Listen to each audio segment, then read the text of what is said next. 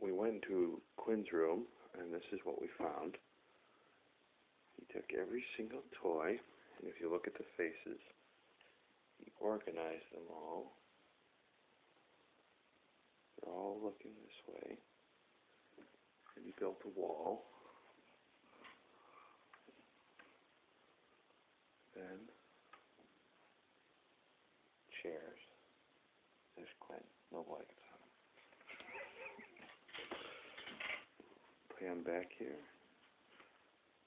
Quinn the builder. One more time on the faces, because there's some cosmic meaning to this. They're all centrally focused on the horse.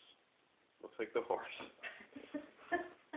They're all praying to they're praying to Scooby and the horse god. No, Scooby's looking that way too. They're praying to the horse god. There's my beautiful son.